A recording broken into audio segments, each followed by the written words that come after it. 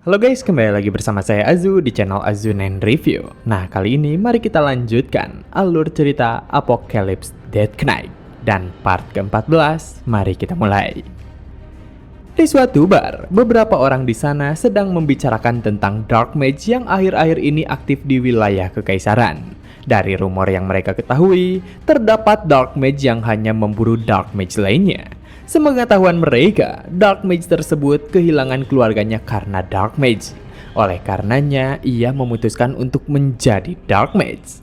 Meskipun tindakan Dark Mage itu terasa seperti seorang pahlawan, tapi menurut mereka bagaimanapun, ia tetaplah seorang Dark Mage. Karena seorang Dark Mage menggunakan Dark Mana yang didapatkan dari hasil menyiksa banyak korban.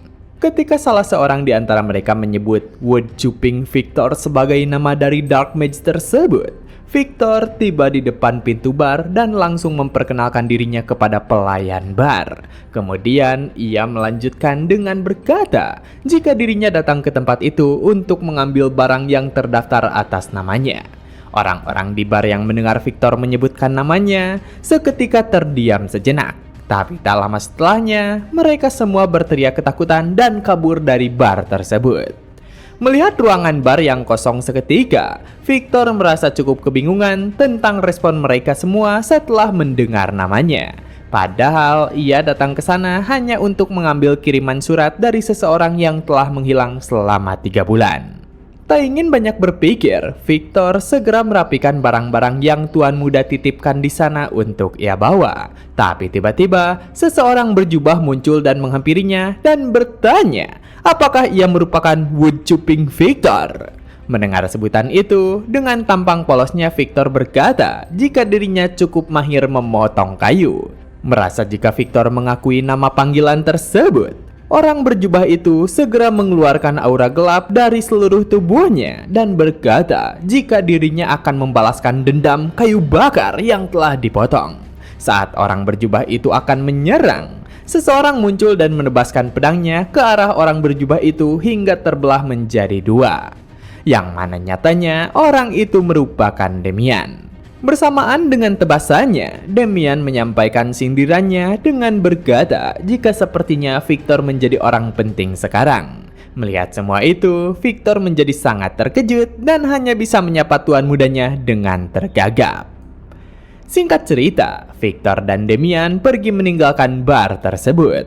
Di perjalanan, Victor mengeluhkan tentang cerita seorang Dark Mage yang dikenal sebagai Woodchopping Victor tersebut. Mendengar keluhannya, Demian mencoba menenangkan Victor dengan berkata jika ia berharap Dark Mage itu segera ditangkap. Namun, hal itu masih belum dapat menenangkan Victor, di mana ia masih saja terus memaki Dark Mage tersebut, dan dalam hatinya Demian pun hanya bisa meminta maaf, karena sebenarnya dirinya lah yang merupakan Dark Mage yang sejak tadi dicaci oleh Victor. Akan tetapi, untuk saat ini Demian tidak dapat berbuat apapun karena ia harus menyembunyikan identitasnya. Untuk mengalihkan pembicaraan, Demian bertanya apakah ayahnya sudah cukup tenang sekarang. Mendengar pertanyaan tuan mudanya, Victor berkata jika ayah Demian sudah jauh lebih tenang. Menurut Victor, setiap harinya ayah Demian hanya memandang jendela. Ia yakin jika tindakan itu pasti karena ayahnya tengah menunggu kepulangan Demian. Akan tetapi, Demian tidak begitu saja percaya dengan dugaan Victor. Oleh karenanya, ia kembali bertanya kepada Victor, apakah ayahnya memegang sesuatu saat memandang jendela? Mendengar pertanyaannya, Victor merasa kagum kepada Demian karena bisa mengetahui jika ayahnya memegang sesuatu saat memandang keluar jendela. Dengan kenyataan itu, Demian menyadari jika ayahnya masih marah kepadanya. Kemudian, Demian menanyakan tentang kondisi anggota keluarga lainnya dan apa saja yang terjadi selama dirinya pergi. Mendapati pertanyaan itu, Victor menjelaskan jika semuanya baik-baik saja. Tapi seketika, Victor teringat akan suatu hal. Melihat reaksi yang tiba-tiba dari Victor, Demian merasa cukup khawatir. Ia sempat menduga jika ada sesuatu dari pihak Dark Mage yang mengganggu keluarganya. Akan tetapi, kekhawatirannya itu segera mereda ketika Victor mengatakan jika Louis Hudson akan segera menikah. Hal itu terjadi karena Sir Balad Hugo akhirnya kembali dari tugas lamanya di luar negeri. Mendengar berita itu, Demian merasa cukup terharu. Ia tak menduga jika ia berhasil melindungi asmara kakaknya yang ia kacaukan di kehidupan sebelumnya. Oleh karenanya, Demian menjadi sangat semangat dan mengajak Victor untuk segera pulang. Mendapati ajakan tersebut, Victor menyampaikan protesnya karena ia baru saja tiba di sana dan sekarang ia sudah harus menempuh perjalanan untuk kembali lagi. Singkat waktu, ketika asik berjalan, Demian berpapasan dengan seorang wanita yang tengah menarik gerobak. Meskipun samar, Demian dapat merasakan adanya dark mana dari wanita tersebut. Sebagai alasan untuk menyelidiki wanita tersebut, Demian menerima saran dari Victor untuk beristirahat sehari di sana. Perubahan keputusan mendadak itu membuat Victor cukup terkejut. Namun Demian mengatakan jika dirinya masih belum selesai membersihkan tikus-tikus yang ada di sana. Pada malam harinya, di sebuah benteng pinggiran kota, terjadi sebuah serangan yang dilakukan oleh Demian dan Mia. Dalam penyerangan itu, Mia berhasil membantai semua Dark Mage yang ada di sana dan mendapat pujian dari Demian. Setelah sesi pembantaian itu berakhir, Demian memperhatikan keseluruhan area sekitar. Ia pernah mendengar jika item yang para Dark Mage itu pindahkan ada di sana. Terlebih lagi, para Dark Mage menjaga tempat itu dengan cukup ketat. Sehingga ia merasa sangat penasaran tentang apa sebenarnya yang mereka sembunyikan. Setelah melihat-lihat beberapa saat, ia menemukan sebuah kotak yang cukup mencurigakan. Begitu melihat keterangan yang dituliskan di atas kotak itu, Demian merasa sangat terkejut karena terdapat tulisan yang menyatakan jika itu adalah properti atas nama Dorgo. Dengan apa yang ditemukannya, Demian merasa cukup senang karena setelah mencari selama kurang lebih 3 bulan, akhirnya ia berhasil menemukan sesuatu yang berkaitan langsung dengan Dorgo. Tanpa menunggu lebih lama lagi, Demian segera membuka kotak tersebut dengan pedangnya. Begitu melihat isi kotak, Demian menjadi lebih terkejut lagi karena apa yang ada di dalamnya adalah Demonic Sword, yang mana itu merupakan senjata yang ia gunakan ketika dirinya menjadi seorang Death Knight di kehidupan sebelumnya. Ketika Demian teringat jika Dorgo memiliki tujuan lain selain menghancurkan kekaisaran, yaitu untuk menemukan dan menyempurnakan fragmen dari Demonic Sword. Ketika Demian menggunakan Demonic Sword di masa lalunya, pedang itu sudah setengah sempurna. Namun yang ia lihat saat ini hanyalah sebagian dari fragmen Demonic Sword. Tapi tiba-tiba fragmen itu bersinar cukup terang dan membuat Demian semakin terkejut. Di mana Demian sadar jika pedang itu mengakui dirinya sebagai pemilik. Padahal di masa lalu, Demian yang merupakan seorang Death Knight memerlukan waktu setengah tahun untuk mendapatkan pengakuannya. Tapi sekarang, Demonic Sword yang Demian panggil Erebus mengakuinya begitu saja dan langsung masuk ke dalam tubuhnya, meninggalkan tato pedang di lengan kirinya. Tanpa Demian sadari, seseorang muncul dari belakangnya dan bersiap menyerang. Sambil melancarkan pukulan, orang itu berkata, berani sekali Demian menyentuh properti milik tuannya. Oleh karenanya, ia berniat untuk membunuh Demian saat itu juga. Untungnya, Demian berhasil menahan serangan itu dengan menggunakan pedangnya. Akan tetapi, dampak pukulannya berhasil membuat Demian terpental cukup jauh dan menghantam tembok. Melihat Demian yang kesakitan, penyerang yang memiliki tubuh setengah ular itu menyadari jika Demian merupakan Dark Mage yang selama ini menyerang mereka dengan membawa undead aneh bersamanya. Menurutnya, semua yang dilakukan oleh Demian sudah sangat keterlaluan. Melihat sosok penyerang itu, Demian mengenalinya. Oleh karenanya, dengan cepat ia memerintahkan Mia untuk berhenti. Karena ia sadar jika sosok itu bukanlah seseorang yang mampu untuk Mia tangani. Bersamaan dengan kedatangan dua bawahan wanita ularnya, ia sadar jika sepertinya Demian mengenalinya. Yang mana Demian menyebutkan jika wanita ular itu adalah Sla, yang merupakan eksekutif Pandemonium, kelompok Dark Mage terbesar di benua ini. Mendengar ucapan itu, Sla memuji ketajaman pengetahuan Demian yang dapat mengetahui tentang mereka. Dengan begitu, ia juga menyadari jika Damian pasti juga mengetahui kemampuannya, yang mana setelah merupakan seorang Archmage. Dengan penuh percaya diri, setelah bertanya, apakah Damian pikir akan sanggup melawan dirinya?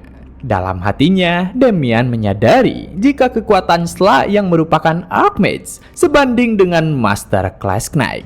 Sedangkan levelnya saat ini hanya berada di upper high class. Jadi masih terlalu dini baginya untuk melawan seorang master. Oleh karenanya, Damian berusaha keras memikirkan tentang apa yang harus ia lakukan. Apakah ia harus kembali menggunakan Dark Mana atau menggunakan Demonic Sword Rebus yang baru saja ia dapatkan? Akan tetapi, ia segera mengurungkan niatnya untuk menggunakan Erebus karena ia sadar jika tempat itu terlalu sempit untuk mengeluarkan kekuatan dari Demonic Sword tersebut. Ketika Damian masih memikirkan cara untuk mengatasi kondisinya saat ini, seseorang muncul di belakangnya dan menguap lebar. Tanpa mempedulikan keterkejutan semua orang yang ada di sana, sosok itu berkata jika tempat ini sangatlah berisik.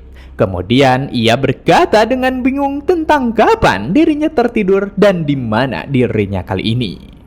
Melihat kemunculannya, Damian menyadari jika pertarungan mereka sebelumnya membuat sosok itu terbangun. Namun seakan tidak mempedulikan hal lain, sosok tersebut merasa tertarik dengan sosok Mia yang memiliki kuping seperti seekor kucing. Setelahnya ia menoleh ke arah Sla dan merasa mengenalinya. Melihat tatapan sosok tersebut, Sla merasa cukup terkejut. Ia tak menyangka jika sosok itu dapat terbangun sekarang. Padahal sebelumnya mereka butuh waktu sebulan untuk membuatnya tertidur menggunakan dupa. Seketika, sosok tersebut segera melompat sambil berkata jika dirinya mengetahui apa yang mereka lakukan pada dirinya. Sementara itu, Damian tersadar jika sosok itu merupakan Carl Hopper, yang juga dikenal sebagai Mercenary King. Di kehidupan Damian sebelumnya, ia pernah melawan Carl. Pada saat itu, ia baru dapat mengalahkan Carl setelah bertarung selama seminggu, meskipun dirinya merupakan seorang Death Knight. Alasan Carl disebut sebagai Mercenary King karena ia merupakan pemimpin dari kelompok mercenary terkuat di benua ini. Selain itu, ia juga merupakan seorang half dragon superhuman. Kembali ke pertarungan, Sla yang menyadari jika Carl masih belum pulih setelah terbangun segera mencoba menyerang dengan kemampuan terbaiknya, yang mana ia bergerak dengan sangat cepat dan menyerang Carl dari segala arah. Mendapati dirinya terpojok, Carl merasa sangat kesal dan mencoba menyerang balik. Dengan tendangan yang sangat keras, ia berhasil menghantam Sla tepat di kepalanya. Bahkan dari serangan itu tercipta kilatan aura yang menyembur ke langit. Sementara itu, Damian yang juga berada di sana hanya bisa tercengang melihat kehebatan Carl yang dapat menghajar seorang master class layaknya seperti sebuah mainan. Setelah berhasil menumbangkan lawannya, Carl menginjak tubuh Sla sambil berkata jika dirinya sengaja mengikuti permainan mereka karena ia merasa mereka cukup menarik. Akan tetapi, sekarang ia menyadari jika mereka semua terlalu sombong, sehingga ia berniat untuk mengakhiri semuanya ini. Melihat semua yang terjadi, Damian sadar jika Carl merupakan salah satu dari 3 orang transcendent di dunia. Saking kagumnya, Damian tidak sadar jika dirinya sedang diperhatikan oleh Carl. Barulah setelahnya Carl berteriak menanyakan siapakah dirinya. Damian pun tersadar dari kekaguman itu. Singkat cerita, Carl tertawa keras setelah mendengar cerita dan semua penjelasan Damian tentang siapa dirinya dan apa yang terjadi selama ini. Dengan gembira, Carl menyebut Damian sebagai Knight terhormat dari Ordo. Meskipun merasa aneh karena disebut sebagai seorang Knight terhormat, Damian melanjutkan penjelasannya jika dirinya hanya kebetulan saja lewat dan bertemu dengan Dark Mage. Karena itulah ia mengejar Dark Mage tersebut hingga berada pada situasi saat ini. Setelah mendengar semua penjelasan itu, sambil tertawa keras, Carl berkata jika hampir saja dirinya membunuh penyelamatnya tanpa sadar. Tanpa mempedulikan perkataan Carl, Damian bertanya tentang kenapa seseorang hebat seperti Carl bisa berakhir di tempat seperti ini. Mendengar pertanyaan itu, Carl menjelaskan jika sebelumnya ia sadar jika Sla merupakan seorang Dark Mage. Akan tetapi dengan penampilan Sla yang cukup menarik, Carl merasa jika dirinya bisa bermain dengannya beberapa saat. Tanpa ia sadari, justru dirinya lah yang terjebak dan berakhir seperti ini. Mendengar semua penjelasan itu, Damian hanya bisa tertawa canggung dan menyebut jika itu semua hampir sama saja. Tapi dalam hatinya, ia cukup kesal dengan kepribadian Carl yang merupakan seorang pak tua yang sepengetahuannya memiliki lebih dari 100 istri. Tapi tiba-tiba Damian kembali serius karena ia merasa penasaran tentang alasan Dorgo menculik seorang mercenary king. Terlebih lagi, dalam insiden kali ini, Erebus juga terlibat. Sehingga ia berniat untuk mencari tahu semuanya menggunakan ingatan Jiwasla. Akan tetapi di bawah pengawasan Carl, semuanya akan sulit untuk dilakukan. Tak lama setelahnya, beberapa orang muncul di sana dan menyebut Carl sebagai komandan. Selain itu, di antara mereka juga ada seseorang yang memanggil Carl dengan sebutan ayah. Melihat kemunculannya, Carl sadar jika mereka semua datang karena melihat aura petir yang muncul ketika ia menghajar Sla sebelumnya. Menyadari jika Carl akan pergi bersama kelompoknya, Damian menggunakan alasan dirinya akan bersih-bersih agar dapat mengorek ingatan dari Jiwasla. Tapi sepertinya niatan itu tidak dapat terlaksana karena Carl tidak mengizinkan penyelamatnya melakukan tindakan bersih-bersih seperti itu. Selain itu, Carl juga berniat untuk membuka ruang hartanya dan mengirimkan hadiah untuk Damian langsung ke kediamannya nanti. Sementara itu, di tempat lain, Dorgo tengah asik melakukan penelitiannya. Sambil mengutak-atik Darkman-nya, ia berkata jika saat ini dirinya tengah dipenuhi oleh inspirasi. Tapi seketika seseorang melaporkan jika Sla gagal menangkap mercenary king dan terbunuh. Mendapati laporan itu, dengan santai Dorgo menyayangkan hal tersebut. Akan tetapi, ia tidak terlalu mempedulikannya dan berkata jika dirinya akan mencari orang lain sebagai pondasi Death Knight. Tak hanya itu, bawahan tersebut melanjutkan laporannya dan berkata jika Demonic Sword Erebus yang diangkut oleh Sla juga ikut menghilang. Kali ini Dorgo tidak dapat menjaga ketenangannya. Dengan tatapan tajam, ia meminta bawahannya itu untuk memberikan laporan yang lebih lengkap. Singkat waktu, beberapa hari kemudian, Damian dan Victor akhirnya tiba di pinggiran kerajaan Apple. Dari sana hanya perlu berjalan sekitar setengah hari untuk tiba di kediaman Hexen. Setelah berpisah dengan Mercenary King, Damian mencoba untuk mencari Jiwasla agar dapat melihat ingatannya. Akan tetapi usahanya itu gagal karena sebuah segel yang melindungi jiwa tersebut.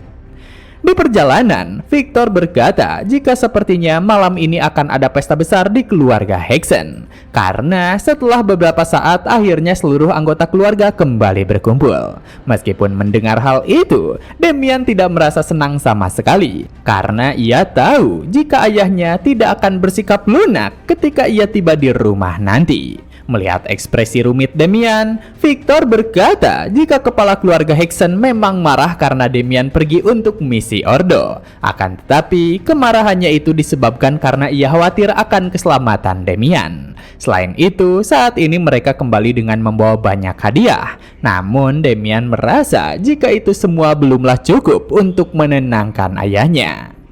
Seketika, perhatian Damian teralihkan ke arah orang-orang yang tengah berkumpul melihat papan pengumuman. Di sana, mereka tengah membicarakan tentang turnamen Hellion yang akan segera berlangsung. Meski begitu, mereka merasa itu tidaklah berguna, karena para high class knight yang ada di kerajaan mereka sudah cukup tua untuk ikut serta. Meski begitu, masih banyak pemuda yang telah berada pada tingkatan low dan middle class di kerajaan mereka. Turnamen Hellion itu sendiri merupakan acara yang diadakan oleh Kekaisaran Helios. Acara itu sendiri dilindungi oleh pedang terbaik Kekaisaran. Setiap 4 tahun sekali, para knight dari seluruh benua berkumpul dan menguji kemampuan mereka. Pemenang dari turnamen itu akan mendapatkan kekayaan dan kemuliaan yang sangat besar. Namun, ada batasan umur untuk setiap kategorinya. Dan para high class knight dari kerajaan Apple telah melewati batasan umur tersebut. Di saat orang lain menyayangkan tentang tidak adanya high class knight yang dapat mewakili kerajaan Apple, Damian malah tersenyum licik karena merasa menemukan solusi untuk menenangkan amarah ayahnya. Oleh karena itu, Damian segera berkata kepada Victor jika sepertinya ia harus mempersiapkan hadiah yang lebih baik lagi bagi ayahnya. Mendengar ucapan itu, Victor merasa ragu karena menurutnya tidak ada hadiah yang lebih baik lagi kecuali jika Damian menikah. Tanpa mempedulikan ucapan Victor, dengan semangat Damian mengajaknya untuk bergegas menuju ke Kekaisaran Helios. Sebelum Victor sempat pulih dari keterkejutannya, Damian sudah menghampiri sebuah kereta kuda yang merupakan angkutan cepat kekaisaran. Meskipun merasa sangat khawatir, Victor sudah mulai terbiasa karena ia tahu jika memang seperti itulah tuan mudanya. Sementara itu, di tempat lain, seseorang tengah duduk di depan cermin besar dan bertanya tentang bagaimana pertumbuhan dari pengguna Magic Sword. Merespon pertanyaan itu, sebuah jawaban terdengar yang menyebutkan jika prosesnya berjalan lancar dan saat ini mereka telah mencapai tingkatan high class. Mendengar kabar tersebut, orang itu berkata jika ini semua terlalu lambat karena sudah setahun sejak pedang itu diserahkan. Namun suara misterius tersebut mengatakan pengguna pedang itu akan menarik banyak perhatian yang tidak perlu jika tumbuh terlalu cepat. Namun orang itu menyebut jika itu merupakan alasan remeh karena menyelesaikan Magic Sword merupakan prioritas utamanya. Menurutnya, pedang itu diberikan oleh tuannya. Untuk bisa berkembang, pedang itu harus menyerap banyak darah dan jiwa orang lain. Terlebih lagi, pedang itu memberikan bakat dari jiwa yang terserap kepada penggunanya. Meski pengguna pedang yang saat ini tidak memiliki bakat, namun berkat pedang itu, ia telah mencapai tingkatan high class. Dengan adanya turnamen Hellion yang akan diadakan sebentar lagi, sosok misterius itu memerintahkan lawan bicaranya untuk pemegang Magic Sword tersebut menumpahkan darah sebanyak-banyaknya. Karena jika hal itu berhasil dilaksanakan, sosok misterius itu berjanji jika lawan bicaranya akan dapat segera bertemu dengan tuan mereka. Mendengar perintah tersebut, lawan bicara misterius itu menyanggupinya dan berjanji tidak akan mengecewakan. Dan akhirnya pembicaraan mereka pun berakhir dengan si lawan bicara yang memanggil sosok misterius itu sebagai Weapon Master. Dan begitulah part kali ini telah selesai. Jangan lupa like jika kalian suka dengan konten yang kami bawakan. Serta terima kasih banyak kepada kalian semua yang telah menonton video kali ini. Saya Azu dan sampai jumpa kembali di video berikutnya.